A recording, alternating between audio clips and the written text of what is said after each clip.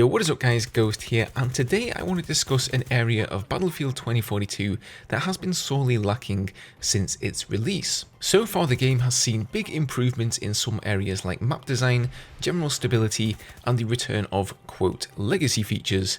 We've seen lots of players returning to the game, being pleasantly surprised by what they find, and even some positive reviews on Steam are starting to appear, believe it or not. However, there are still other parts of the game that are sorely lacking, and DICE need to do something about them if they ever hope for this game to be anywhere near its predecessors. Before we begin though, make sure you do subscribe if you enjoy the Battlefield content so you don't miss out on any future videos. We're very close to 39,000 right now, so thank you guys so much for your support. So one of the biggest issues with Battlefield 2042 has always been the lack of team play, the lack of being part of a proper squad, and I believe a big part of that stems from the decision to remove all squad tools and community features from the game. You can no longer change squads, create a squad, or join a squad. You can no longer talk to the enemy team, and DICE really dropped the ball by not implementing any sort of system to nurture online communities like the Platoon system from previous games.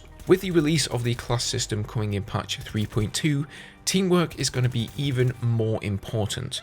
RAW is no longer able to both hack a target and shoot an AA missile, since all launchers will be engineer only. Engineers and recons won't be able to heal, and nobody but supports will be able to resupply ammo. So that means you're going to be relying on your fellow squad mates much more heavily than before. So as you can see, if squad mates and playing and coordinating with friends wasn't already important enough, it's about to get a whole lot more so. So the way the current squad system works in Battlefield 2042 is laughable, and it is blatantly obvious that DICE simply didn't bother investing the time to create the proper squad management system, perhaps partly because they had to cut corners, but maybe also because they didn't consider it an important aspect of the game now that we have matchmaking instead of a server browser for the first time ever in a Battlefield game. Whatever the reason though, it's quite ridiculous that we don't have these options in a Battlefield game renowned for its team play and class synergy. In literally every other Battlefield game to date, you're able to leave a squad and select another squad to join. You're able to see every single squad in your team, how many free spots there are, the players within, not to mention their level and class, and select a specific squad to join. You can create a new squad almost infinitely, and then also lock that squad. So if you're playing with a buddy and you want just the 2 or 3 of you, you can lock the other squad positions so nobody can disturb you, and you can even play solo instead of squadding up if that's your thing. In Battlefield 2042, none of that is possible. If you go to the options and then to the squad and players menu, first of all you can tell this thing has been thrown together by an intern in a matter of minutes, but the only option you have here is to leave your squad, whereby you will then be placed in another completely random squad, because in Battlefield 2042 you cannot be without a squad. So if you start playing with a friend, you're going to have 2 randoms join you in your squad, whether you like it or not. Maybe you wanted to drive a tank and have your friend gun. Well, tough. Now one of those random guys just squad spawned as the gunner. If you have a third friend who hops online and wants to join you, normally you'd be able to kick one of those randoms from your squad or simply create a new squad. In Battlefield 2042 though, you have to leave the game, add your friend to the group, and then re-queue. Either that or you have your friend wait until the game is over. Furthermore, because nobody creates a squad in Battlefield 2042 and you're simply randomly thrown together, a random squad member is assigned the squad leader position each and every round. So now there's a good chance that despite you playing with a couple of friends on Discord wanting to play tactically, that one random guy might get squad leader and decide he wants to do something entirely different. I honestly cannot comprehend how it's been over 1 year and we still don't have rudimentary squad options.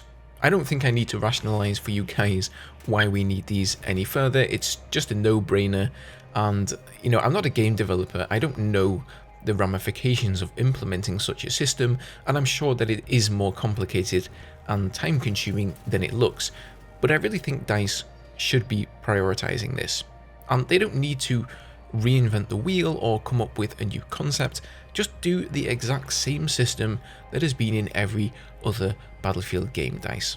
It was just fine, honestly. Okay, this next point isn't as big of a deal as squad management, but I feel Battlefield 2042 has lost a community aspect by omitting this, and that is the all chat. First of all, I can't imagine that having a button you can press to talk to every other player in the game is some kind of technical hurdle that DICE aren't able to overcome, like the double XP. I firmly believe that all chat is no longer in the game because DICE don't want it to be. They want to nanny us and protect us, but by doing so we're losing such an important aspect of what it means to play a game: community. Now yes, I've seen toxic arseholes in the all chat spewing hate and being obnoxious, who hasn't? But completely deleting all chat to protect us from this is the wrong way to go.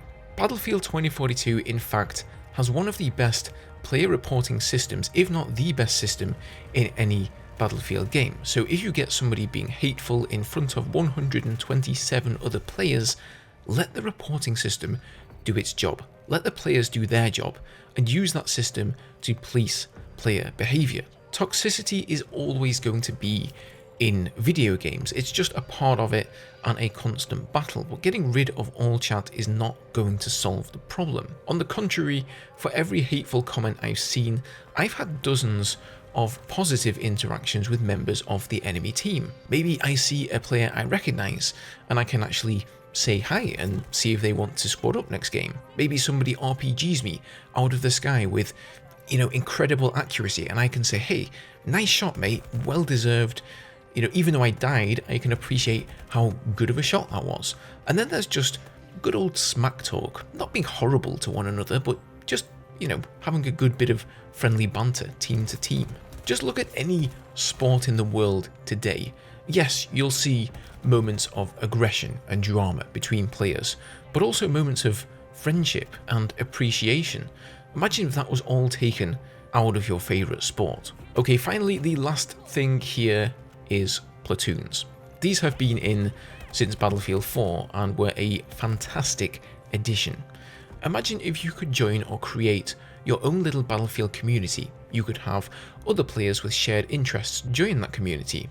Then you could see exactly how many of them were online and playing and in what servers. So if you had no friends online to play with, you could jump into a game with some Platoon members without actually having to add them to your friends list that you may prefer to reserve for real life friends. Furthermore, these Platoons had their own little feed where you could post updates and comments. They had ranks, they had battle reports so you could see games that your Platoon members had played whilst you were offline.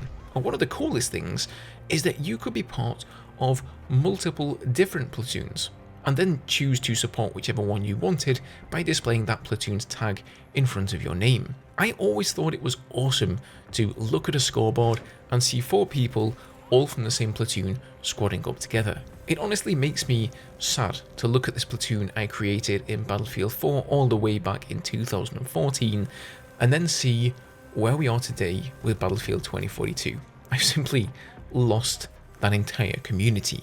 Now, I know that implementing platoons is quite a big feature, and whilst it should have been in at launch, I honestly don't really expect DICE to bother putting it into 2042. So you may say, well, why even bother mentioning it, Ghost? But Marcus Leto, Vince Zampella, and anyone else in charge of the next game's direction need to absolutely ensure that this is a feature. Another big area of the game that needs much improvement is the vehicle play, and specifically the jets. So if you guys missed the video on that the other day, feel free to check that out. Thank you for spending your time with me today, guys. Sorry if it sounded a little bit ranty, but it needed to be said. Leave me all your thoughts below, and I'll see you guys in the next video.